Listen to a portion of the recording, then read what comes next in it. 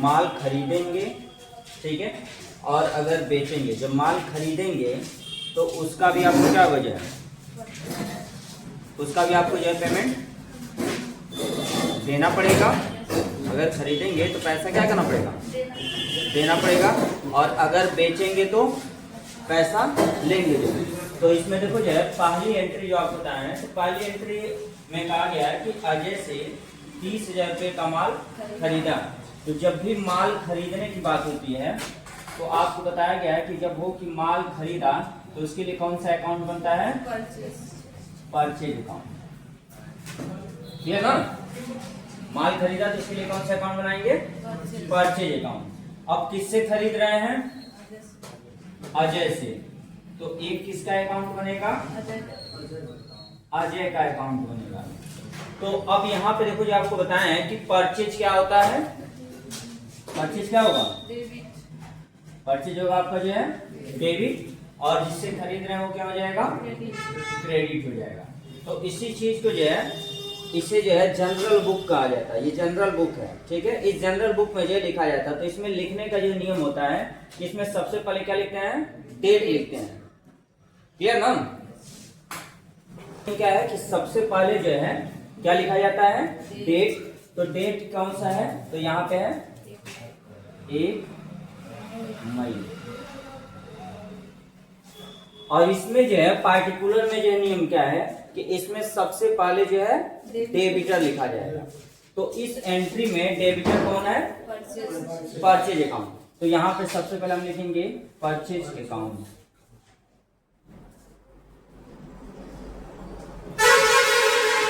Purchase account.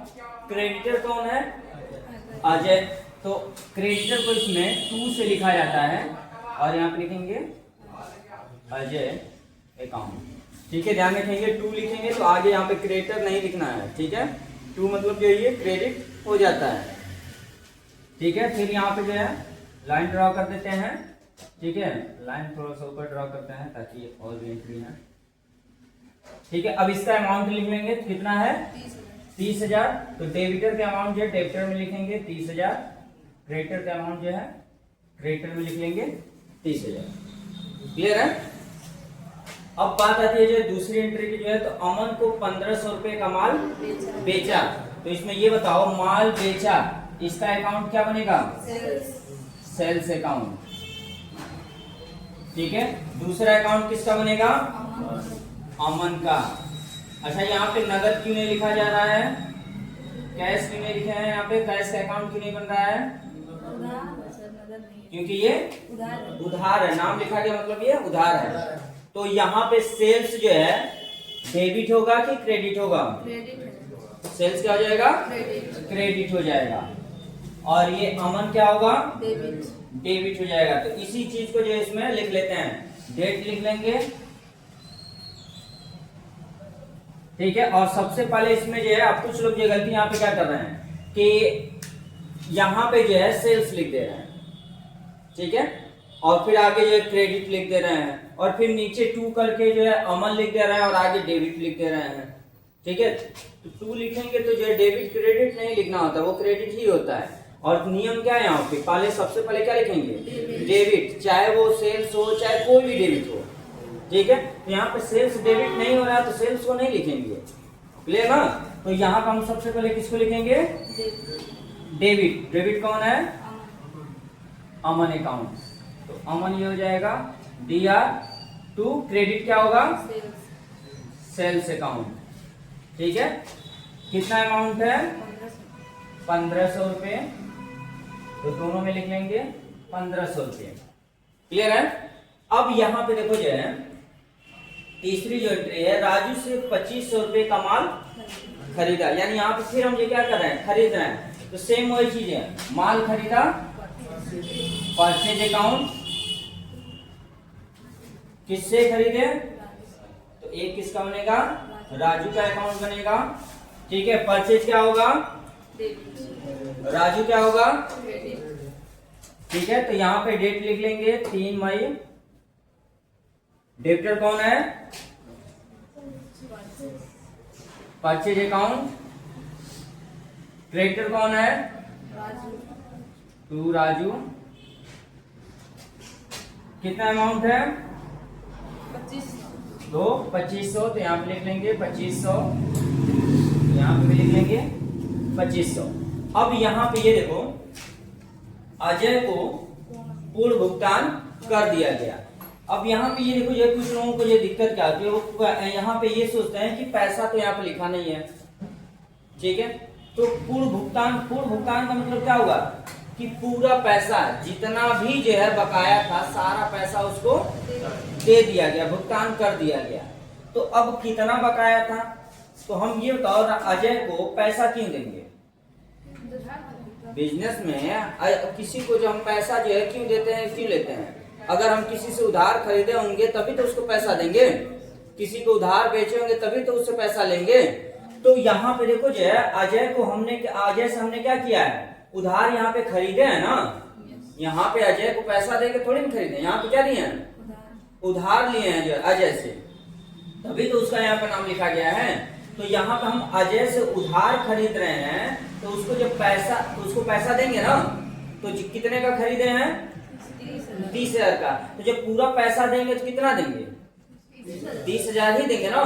तो आपको इस जो है एंट्री से मिलान कर लेना होगा कि हम अजय को जो पूर्ण भुगतान कर दिए, तो यानी इसका मतलब कहीं से खरीदा गया है। तो आप पीछे एंट्री में देख लेंगे कि कितने का जो है खरीदा गया है, कितने का खरीदे हैं, 30,000 का। तो इसको पैसा देंगे तो क्या लिखेंगे अमाउंट में, 30,000। अब यहाँ पे बात ये आती है कि अकाउंट कौन कौन बनेगा। एक तो बन जाएगा अजय का, ठीक है, एक अजय का बनेगा कि अजय को जो है, अजय को हम क्या कर रहे हैं, पैसा दे रहे हैं। तो अजय को जो पैसा दे रहे हैं, तो मतलब पैसा मतलब कैश ही तो दे रहे हैं, कैश दे रहे हैं ना। तो एक अकाउंट किसका बनेगा, कैश का बनेगा। एक बनेगा अजय का और एक बनेगा कैश का। तो अब अजय किस अकाउंट में आएगा, पर्सनल में। कैश किस में आएगा, रियल में। तो रियल अकाउंट्स का रूल क्या कहता है कि आने वाला जो है संपत्ति डेबिट और जाने वाली संपत्ति क्रेडिट। तो जब अजय को हम पैसा देंगे तो कैश आएगा कि जाएगा, अजय को जो हम पैसा देंगे तो कैश आएगा कि जाएगा, जाएगा। तो जाने वाला क्रेडिट और अजय क्या हो जाएगा, प्राप्त करने वाला है, प्राप्त करने वाला डेबिट। क्लियर ना। तो इसी चीज को इसमें लिख लेंगे। डेट क्या है, 4 मई।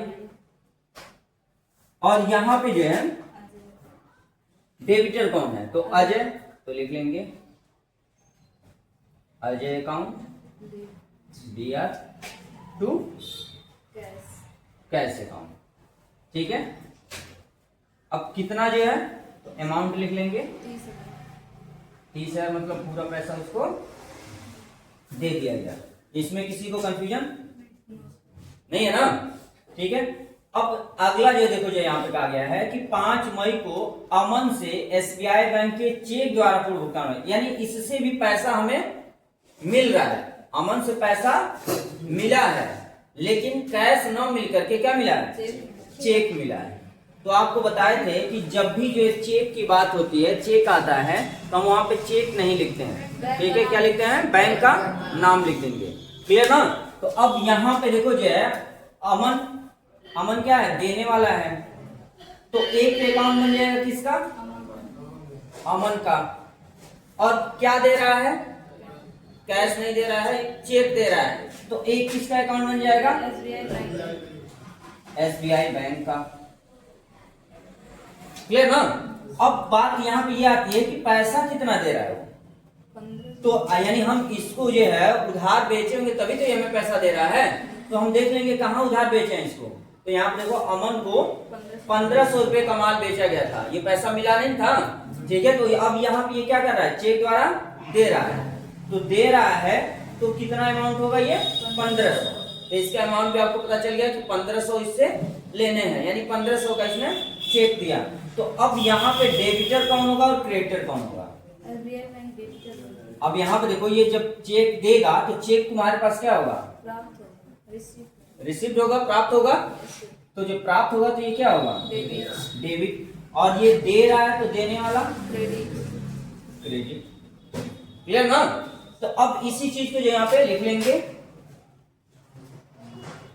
5 मई ठीक है। अब यहाँ पे डेबिटर कौन है? SBI bank. तो सबसे पहले लिख लेंगे SBI bank account DR to कौन दे रहा है? अमन। तो यहाँ पे लिख लेंगे अमन अकाउंट। कितना? 1500।